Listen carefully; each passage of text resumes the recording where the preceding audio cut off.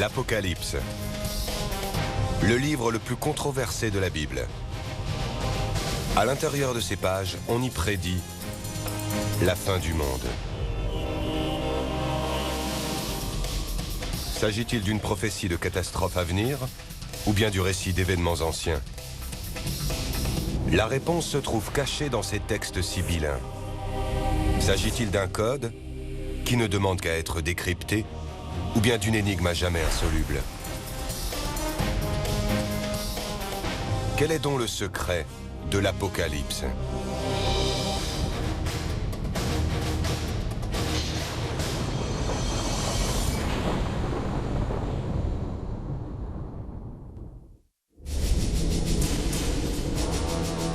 Sur un ancien champ de bataille en Terre Sainte, les forces du bien et du mal s'affrontent. Un sinistre personnage est à la tête de l'armée des ténèbres. Nous voici sur le site de l'ultime bataille de l'humanité. Un endroit dont le simple nom suffit à glacer le sang. Armageddon.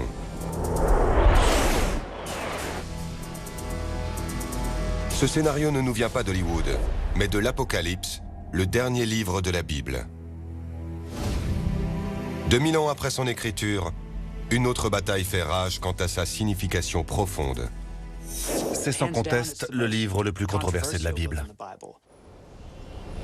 Pour certains chrétiens évangéliques, l'Apocalypse décrit un scénario catastrophe plus communément appelé la fin des temps.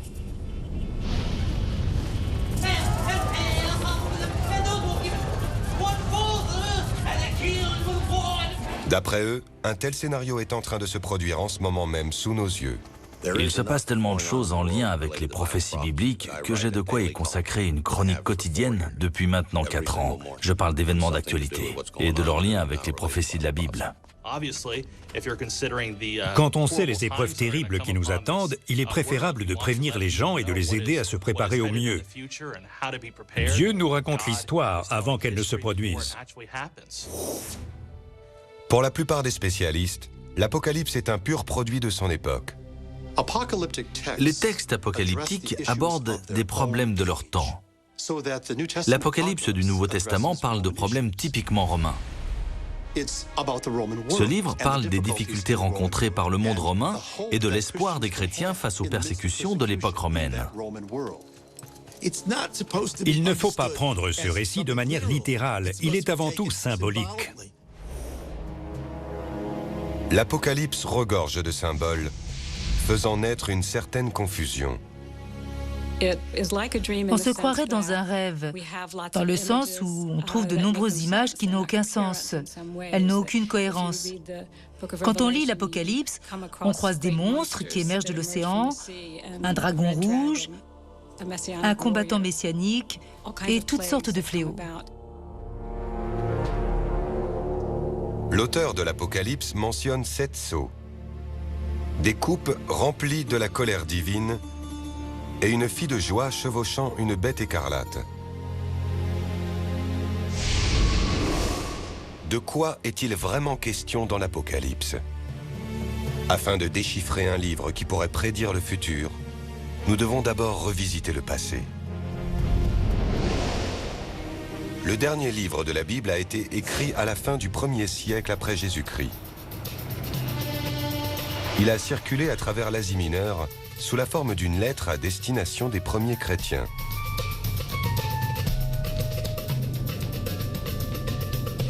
Cette lettre s'intitulait La Révélation, ou bien encore Le Dévoilement. Mais on la connaît mieux sous son nom grec, Apocalypsis, autrement dit l'Apocalypse. L'auteur se fait appeler Jean. Les premiers chrétiens ont pensé qu'il s'agissait de l'apôtre Jean.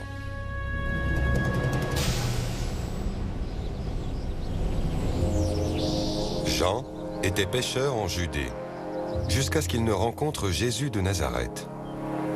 Jean figure parmi les premiers apôtres choisis par Jésus. Il était devenu si proche de lui qu'il était surnommé le disciple bien-aimé.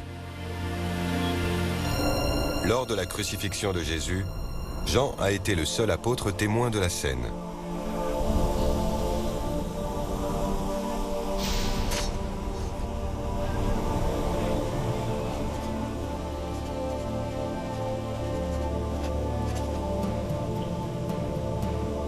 Au fur et à mesure, l'auteur de l'Apocalypse brosse un tableau de fin du monde.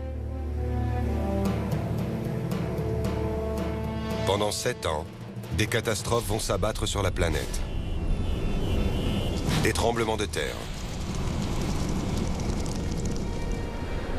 Des déluges de feu.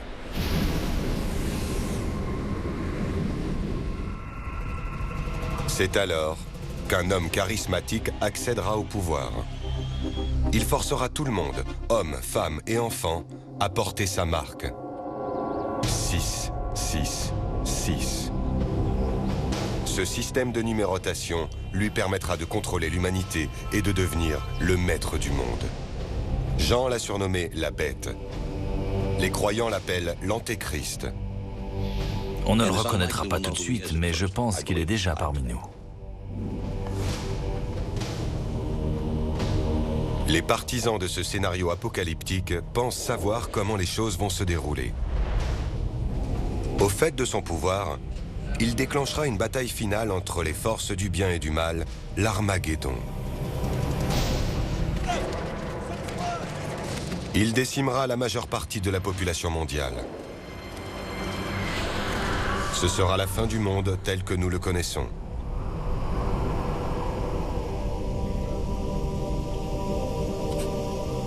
Pour certains chrétiens fondamentalistes, ce scénario n'est pas sujet à interprétation.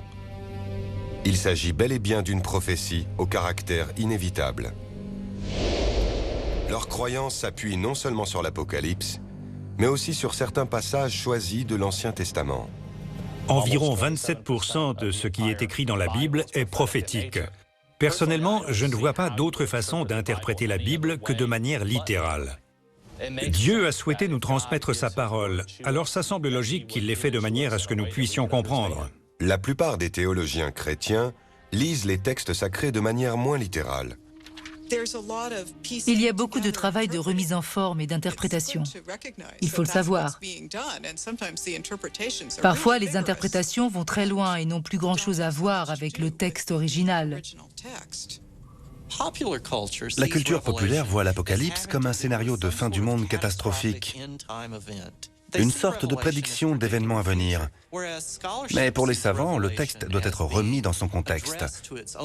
C'est avant tout un appel à la foi pour les premiers chrétiens vivant en Asie mineure à la fin du 1er siècle.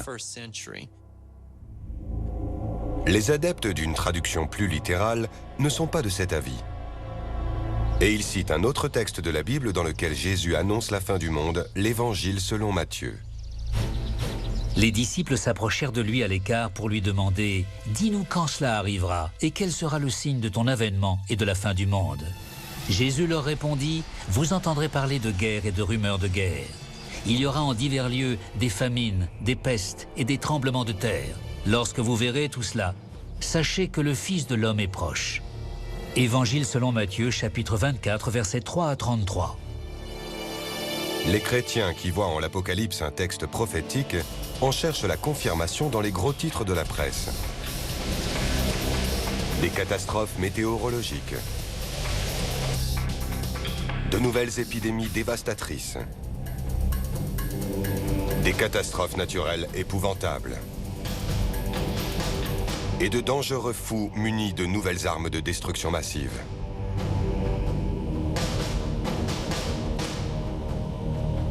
Tout était écrit dans l'Apocalypse. Vu les événements actuels, je crois sincèrement qu'on prépare le terrain pour la réalisation de la prophétie biblique. D'autres répliquent en disant que de tels événements sont courants. Guerre, famine, épidémies et catastrophes sont des données constantes à travers l'histoire. Mais pour les croyants, l'Apocalypse est en marche. Le compte à rebours est déclenché. Et quand le temps se sera écoulé, l'Apocalypse pourra commencer. Elle débutera avec un phénomène tout droit sorti d'un scénario de science-fiction, l'enlèvement.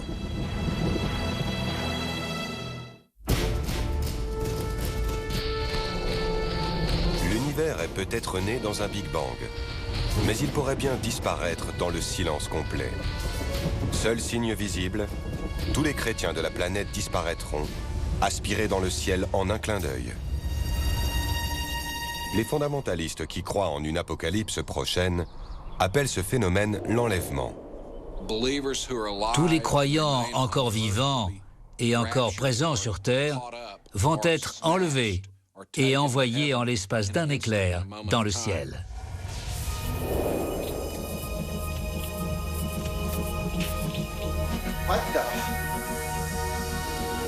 Je pense qu'on va assister à la disparition inexpliquée de millions de gens. Infirmière?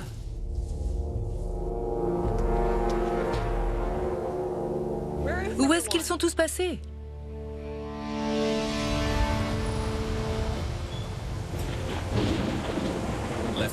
Les oubliés de cette histoire, des milliards de non-croyants, contraints d'affronter la fin du monde.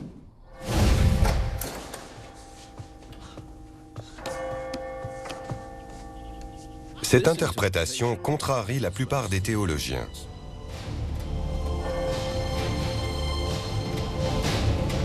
Pour nous, la question a toujours été de savoir s'il fallait lire l'Apocalypse de manière métaphorique ou bien littérale. Je crois dur comme fer que l'Apocalypse doit être considéré comme un texte apocalyptique ancien. Ce livre date de l'Antiquité.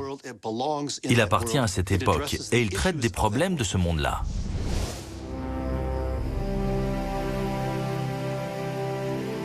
Au 1er siècle, la ville de Rome était l'ennemi de la chrétienté.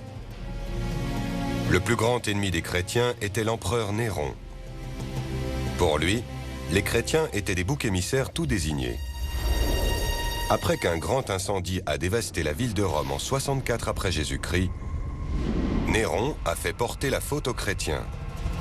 Il organisait régulièrement des crucifixions publiques de chrétiens pour distraire les Romains. Les persécutions vont continuer bien après la mort de Néron.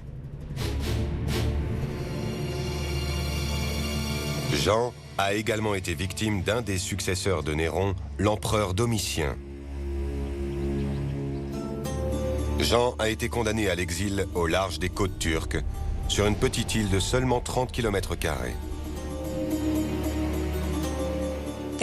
L'île de Patmos est incroyablement accidentée et désolée.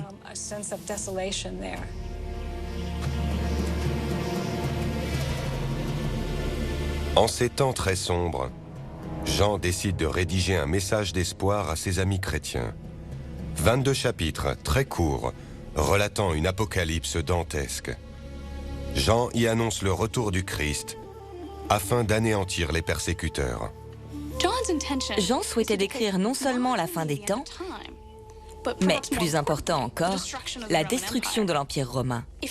Quand on vit au sein d'une communauté victime de persécution, la destruction de l'Empire romain est attendue avec espoir. Les textes apocalyptiques sont généralement écrits à des périodes difficiles. Quand les gens vivent des choses atroces, ils ont besoin d'une lueur d'espoir. Ces textes sont remplis d'optimisme. Ils sont là pour nous aider à supporter les difficultés présentes en sachant que Dieu a de grands projets d'avenir pour nous. Ceux qui voient dans l'Apocalypse une prophétie sont persuadés que les épreuves précèdent le salut symbolisé par l'enlèvement. Le concept de l'enlèvement a gagné en popularité avec l'idée qui veut que la situation se détériore et va continuer à se détériorer jusqu'au retour de Jésus. Selon les partisans de la théorie de l'enlèvement, tout est écrit dans l'Apocalypse, mais les spécialistes ne sont pas du même avis. L'enlèvement est un élément clé dans la pensée fondamentaliste. Mais il n'a absolument rien à voir avec l'Apocalypse. Il s'appuie sur une compilation de différents passages de la Bible. On a ensuite prétendu que c'était tiré de l'Apocalypse. En réalité, le mot « enlèvement » n'apparaît nulle part dans la Bible. Le concept a été inventé en 1830 par un prédicateur britannique du nom de John Nelson Darby. Il a combiné plusieurs phrases mystérieuses tirées des épîtres de Paul et les a interprétées comme faisant référence à un seul et même événement qu'il a baptisé l'enlèvement. Mais pour ceux qui considèrent l'Apocalypse comme une prophétie, l'enlèvement constitue une scène clé dans leur scénario apocalyptique. Il marque le début de la fin. S'ensuivent 7 années d'enfer sur Terre. Une époque que les fondamentalistes appellent la tribulation. Des références à la colère divine apparaissent à plusieurs reprises dans l'Apocalypse. Le livre raconte que des anges répandront la colère divine sur la terre. La mer se changera en sang. On assistera à des choses terribles. Les gens seront frappés par des catastrophes. Leur peau se couvrira de furoncles. Ils seront dévastés par des épidémies. Est-ce que Jean était fou? Est-ce qu'il était sous l'emprise de la drogue? Personne ne le sait. Mais il faisait des transes visionnaires dans lesquelles il entrevoyait la fin du monde. Ces transes étaient à la fois très précises et particulièrement horribles. Une sorte de guerre des mondes, comme si un autre univers venait envahir notre planète. Pour les adeptes d'une lecture littérale, l'enlèvement précède la terreur de la tribulation.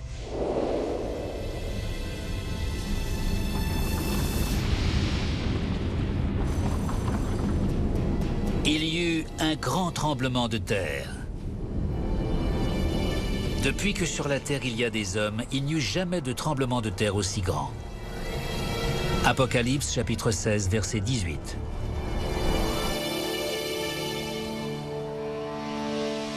Le violent tremblement de terre qui a secoué l'Asie du Sud en 2004 a engendré une vague gigantesque qui a tué plus de 270 000 personnes. Le tsunami le plus meurtrier que l'humanité ait connu.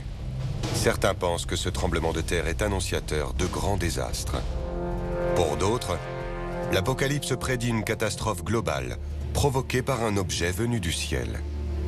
Du ciel tomba une grande étoile qui flambait comme une torche. Elle tomba sur le tiers des fleuves et sur les sources des eaux. Et beaucoup d'hommes moururent. Apocalypse chapitre 8, versets 10 et 11.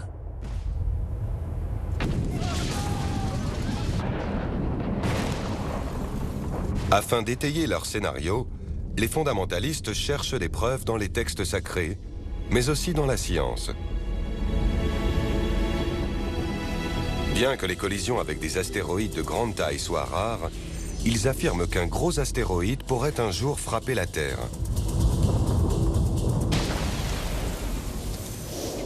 Les récents récits de collisions évitées de justesse les ont convaincus que la période de tribulation était proche. Une tribulation symbolisée par 4 des plus sinistres personnages de la Bible, les 4 cavaliers de l'Apocalypse.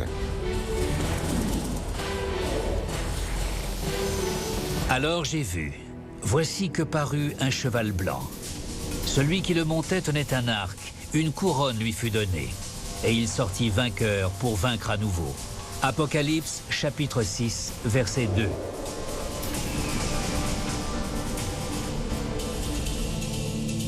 Le cavalier blanc symbolise la conquête. Le cavalier rouge, la guerre. Le cavalier noir porte une balance qui symbolise l'effondrement économique et la famine. Le dernier cavalier est le plus craint de tous. Je regardais et voici, parut un cheval de couleur pâle. Celui qui le montait se nommait la mort. Et le séjour des morts l'accompagnait. Apocalypse chapitre 6, verset 8. Les croyants sont convaincus que l'arrivée des 4 cavaliers annoncera le début de la fin, le chaos et la destruction engendrée par 7 années de tribulation. Plus de la moitié de la population va mourir au cours de ces 7 années de tribulation. Les spécialistes sont bien moins pessimistes. Jean n'a pas décrit une future apocalypse. Il évoque un danger bel et bien réel. Un empire redouté à l'est de Rome. Les Parthes. À la fin du 1er siècle, n'importe quel Romain qui aurait lu l'Apocalypse aurait tout de suite reconnu dans les 4 cavaliers les Parthes qui s'attaquaient aux légions romaines. Les Romains craignaient les Parthes sur leurs chevaux blancs, avec leurs arcs et leurs flèches. C'est une image qui leur parlait. Dans ce scénario apocalyptique, les 4 cavaliers ouvrent la voie au personnage le plus sinistre de tous. La Bible l'appelle la bête. Les partisans d'un scénario apocalyptique l'appellent l'Antéchrist. Ils sont convaincus qu'il va entraîner l'humanité dans une bataille finale.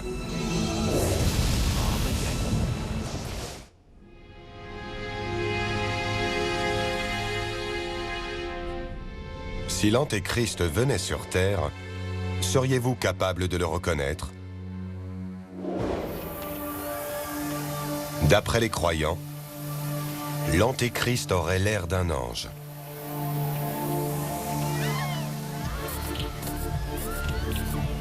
Ce sera la personne la plus populaire sur Terre. Une véritable rockstar. Les personnes qui adhèrent au scénario apocalyptique affirment que l'Antéchrist dirigera un jour le monde et qu'il provoquera des souffrances encore jamais vues. Sa véritable identité sera alors révélée au grand jour, mais trop tard. On ne le reconnaîtra pas tout de suite. Je parie que lui-même ignore qui il est. Mais je pense qu'il est déjà parmi nous. Il a emmagasiné 6000 années d'histoire humaine et il est sous l'influence de Satan. La notion d'Antéchrist apparaît à plusieurs reprises dans la Bible. Dans la deuxième épître aux Thessaloniciens, chapitre 2, Paul le décrit comme le fils de la perdition.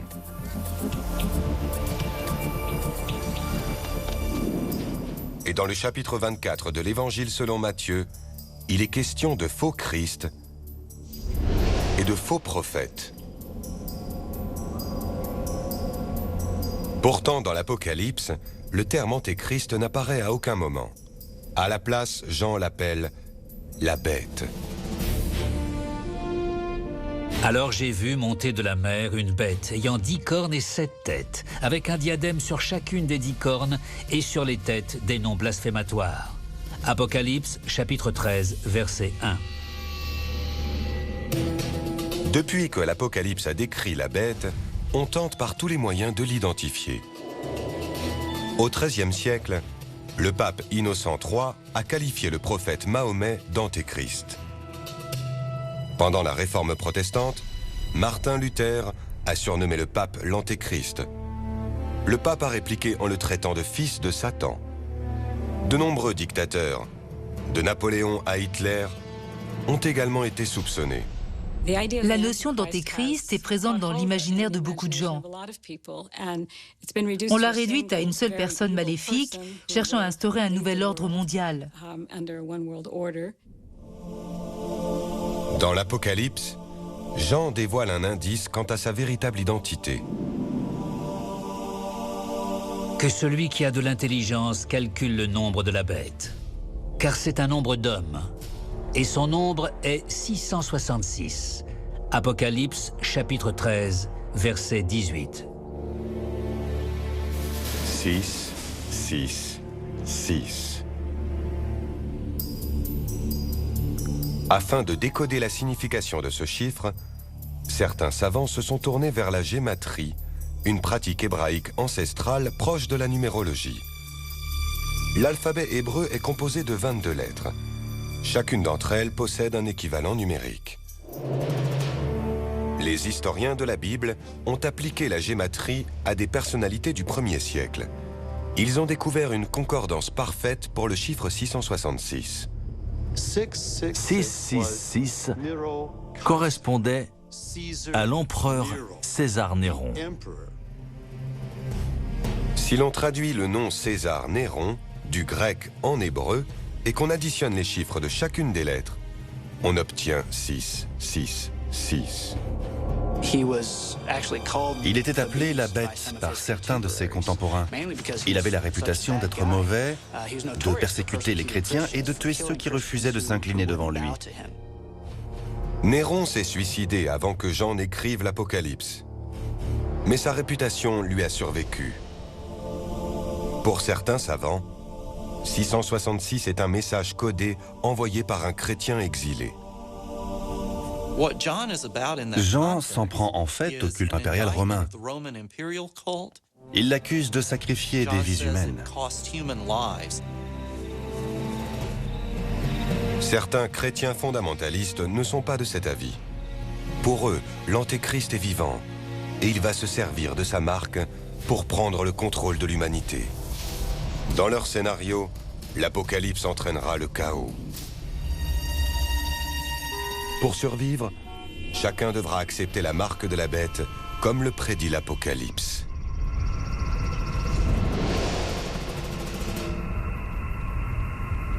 À tous, petits et grands, riches et pauvres, hommes libres et esclaves, elle fait mettre une marque sur la main droite ou sur le front, afin que personne ne puisse acheter ou vendre s'il ne porte cette marque-là.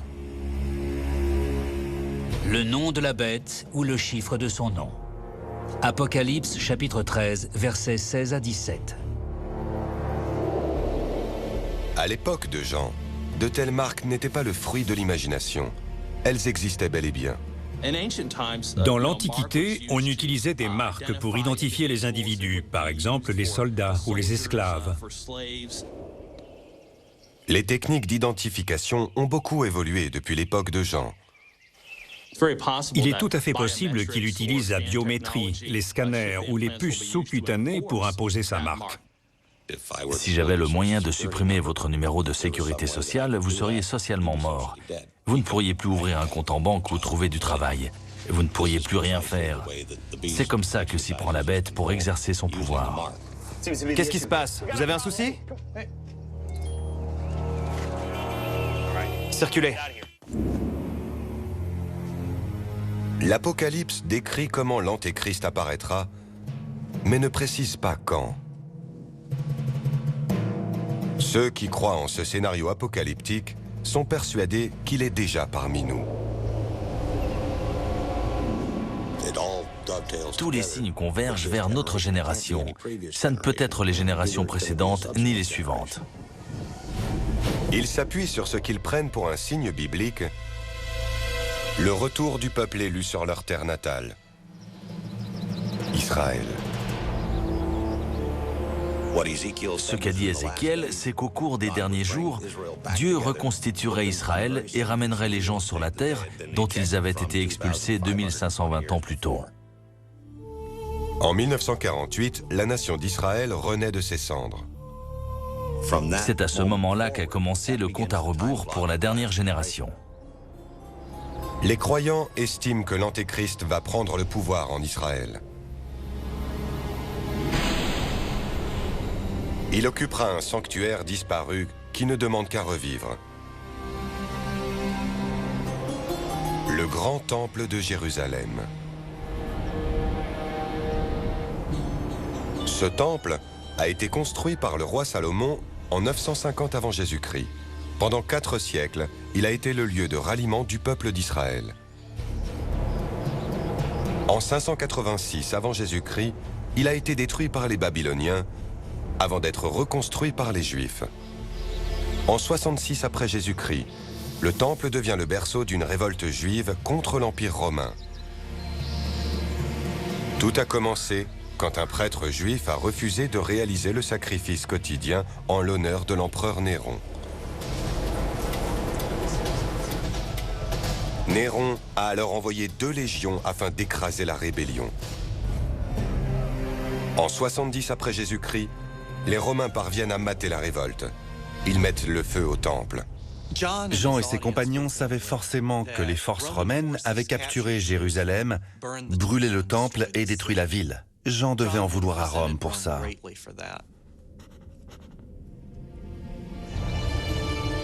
Le temple n'est plus qu'un tas de cendres. Mais un mur en pierre est toujours debout sur la façade ouest. Il s'agit du mur des Lamentations, le site le plus sacré du judaïsme.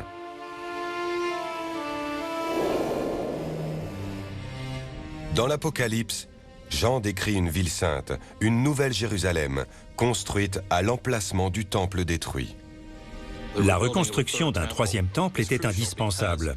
Dans la 2e épître aux Thessaloniciens, il est écrit que l'Antéchrist pénétrera à l'intérieur de ce temple juif reconstruit et qu'il se proclamera Dieu et exigera d'être adoré. Dans l'esprit de nombreux chrétiens contemporains, le temple juif doit être reconstruit. D'après moi, cela repose sur une lecture très compliquée et très alambiquée de livres apocalyptiques, comme le livre de Daniel dans l'Ancien Testament, de textes sacrés hébreux et de l'Apocalypse. Le projet de reconstruction est controversé. Un obstacle de taille se dresse en travers de sa route. Le site islamique du Dôme du Rocher se trouve à l'emplacement où le temple doit normalement être construit. Ça pose problème parce que la plupart des Juifs ne souhaitent pas détruire le Dôme du Rocher. Temple ou pas, les fondamentalistes s'en tiennent à la chronologie. Le fait qu'Israël soit de retour dans ses frontières nous pousse à croire que les événements qui suivent l'enlèvement sont en préparation. Dans ce scénario apocalyptique, après l'enlèvement et les 7 années de tribulation, l'humanité se retrouve sans défense face à l'Antéchrist. L'étape suivante, la domination mondiale. Il lui fut donné pouvoir sur toute tribu, peuple, langue et nation. Ils se prosterneront devant elle, tous ceux qui habitent sur la terre. Apocalypse, chapitre 13, versets 7 et 8.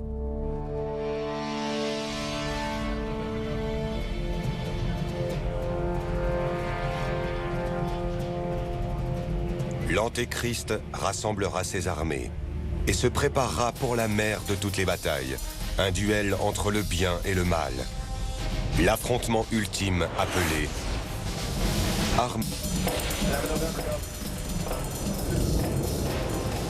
D'après le scénario catastrophe annoncé dans l'Apocalypse, l'Antéchrist devrait rassembler la plus importante armée jamais vue pour cette bataille finale.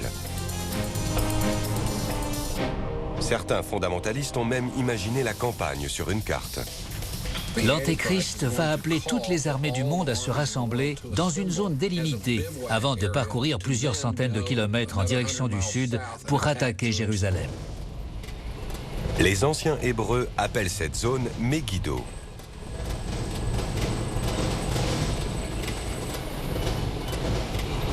L'Apocalypse l'a baptisé d'un autre nom, Armageddon. Car ce sont des esprits de démons qui font des prodiges, et ils vont vers les rois de toute la terre afin de les rassembler pour le combat du grand jour du Dieu Tout-Puissant. Et ils les rassemblèrent dans le lieu appelé en hébreu Armageddon. Apocalypse chapitre 16, versets 14 et 16. La bataille est peut-être prophétique, mais le lieu existe bel et bien. Le terme Armageddon est dérivé de la version grecque du mot hébreu Armageddo, qui signifie la montagne de Magédo.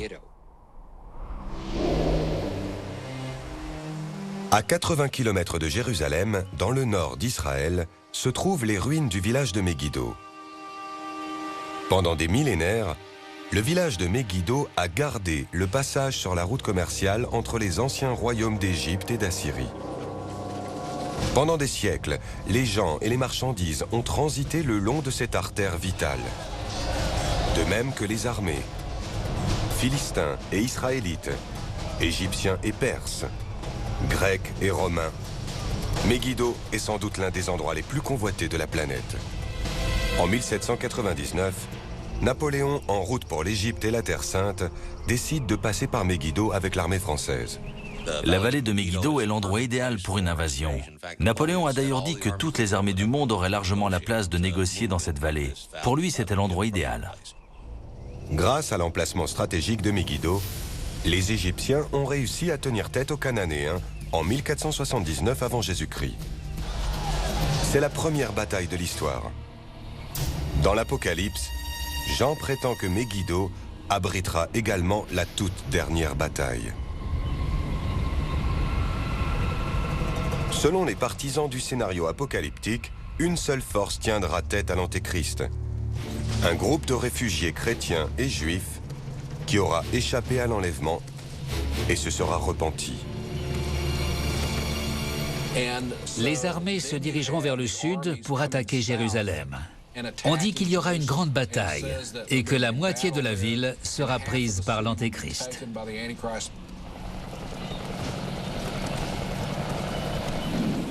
Pour décrire la bataille, l'auteur de l'Apocalypse utilise un langage codé.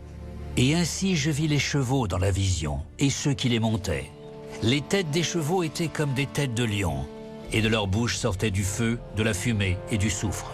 Apocalypse chapitre 9, verset 17. Imaginez que vous viviez au 1er siècle où toutes les machines étaient tractées par des animaux et les chariots étaient tirés par des chevaux.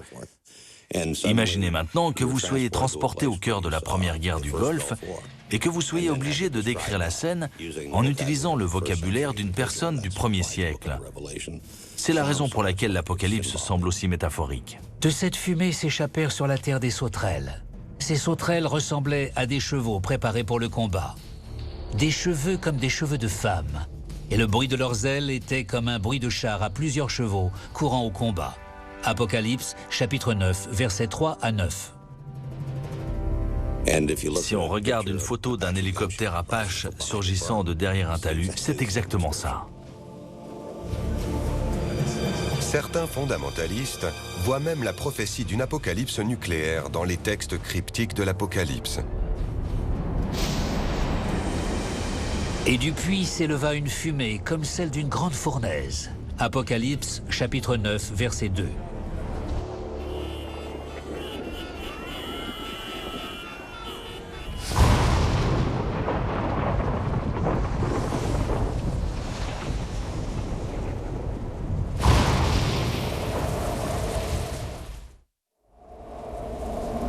Et les étoiles du ciel tombèrent sur la terre, et toutes les montagnes et les îles furent déplacées. Apocalypse, chapitre 6, versets 13 à 14. Le soleil devint noir comme une étoffe de crin, et la lune entière comme du sang. Apocalypse, chapitre 6, verset 12. Certains sont même allés jusqu'à créer des cartes et des plans de bataille basés sur l'Armageddon de l'Apocalypse. Mais la plupart des spécialistes de la Bible rejettent ce scénario. Ces textes expliquent que quelque chose d'important va se produire. Mais l'imagerie utilisée pour décrire cela ne doit pas être interprétée de manière littérale, mais plutôt symbolique.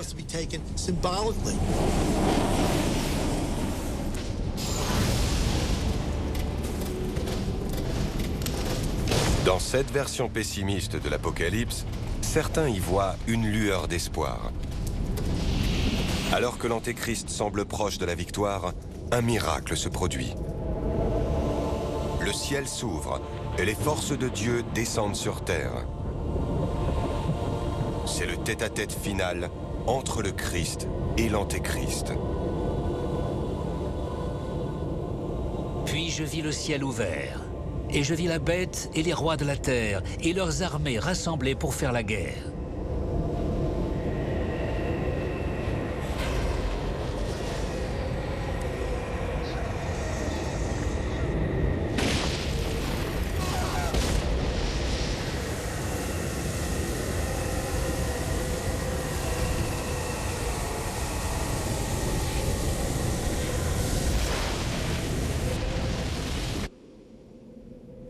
Et la bête fut prise.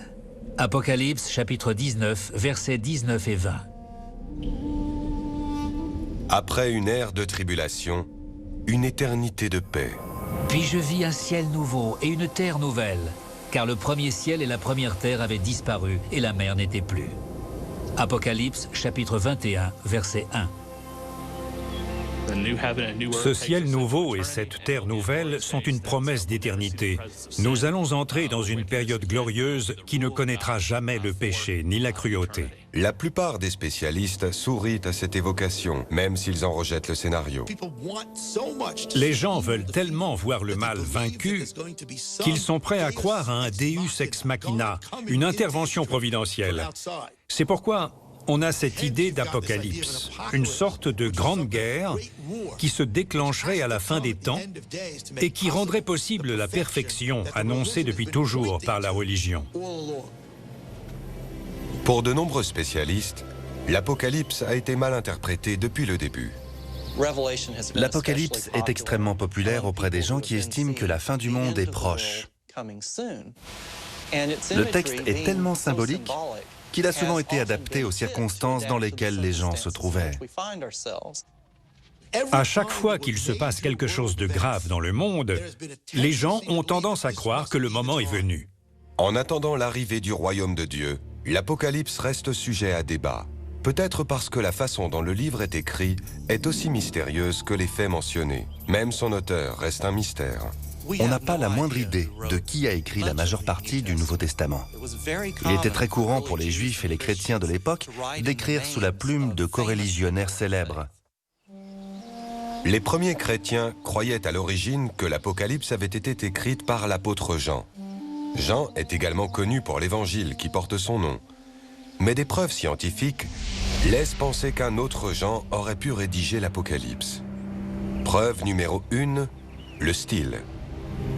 L'Évangile, selon Jean, n'a rien à voir avec l'Apocalypse. Le grec de l'Évangile est à la fois pur et simple. La langue utilisée dans l'Apocalypse est vraiment atroce.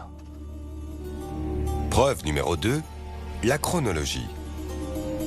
L'Apocalypse a été écrite vers 95 après Jésus-Christ. À ce moment-là, Jean aurait eu presque 100 ans. Qui a vraiment écrit l'Apocalypse? Le mystère plane toujours. Pour ceux qui y voient une prophétie, le messager importe moins que le message lui-même. La fin est proche. Je pense que la fin des temps est proche. Quand on étudie ces prophéties et qu'on observe le monde actuel, on a l'impression que Dieu est en train de préparer le terrain pour la fin du monde. Je pense assister à l'enlèvement de mon vivant. Au moment où le livre a été publié, le mot « apocalypse » véhiculait un tout autre message. À l'origine, Apocalypse signifie la découverte d'un secret que seuls les dieux connaissent. Mais l'usage moderne a retenu le sens de « fin du monde ». Tout ça à cause de la Bible. Chez les chrétiens, le pouvoir de ce livre ne tient peut-être pas à l'exactitude de ses prévisions, mais à l'impact qu'il a sur nos comportements. Il est arrivé que les gens prennent l'Apocalypse très au sérieux et se mettent à agir de manière révolutionnaire et destructrice, comme ça a été le cas pour David Koresh et la communauté des Davidiens.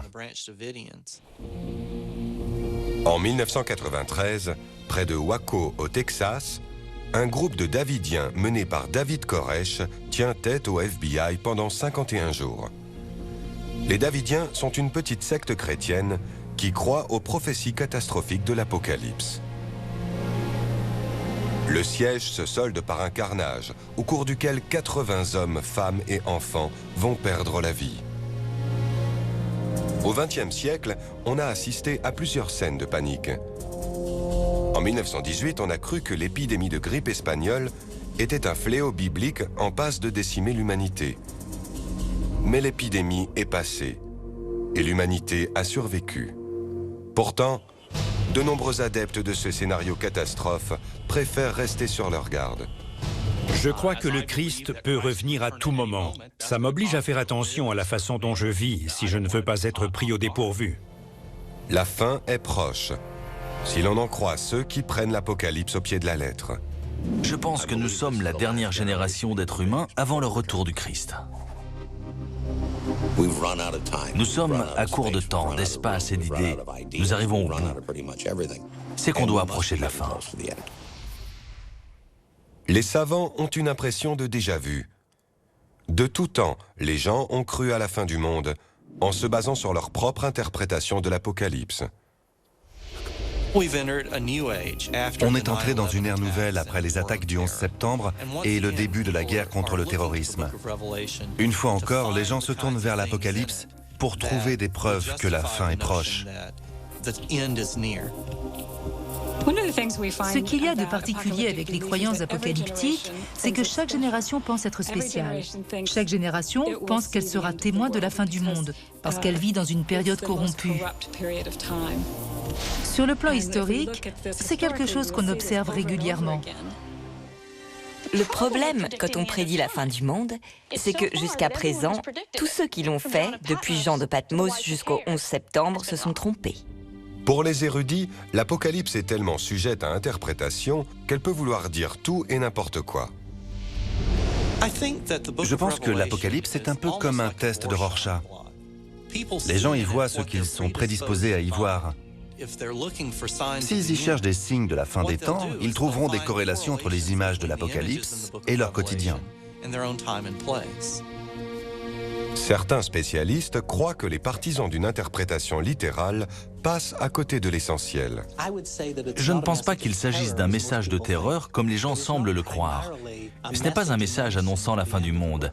C'est avant tout un message d'espoir et de réconfort. On découvre qu'au final, Dieu aura le dernier mot. Ce message a failli ne pas figurer dans la Bible. Au IVe siècle après Jésus-Christ, de nombreux évêques ont débattu afin de savoir si l'Apocalypse devait ou non être intégré à la Bible. Beaucoup se sont insurgés contre les scènes de violence qu'on trouve dans l'Apocalypse.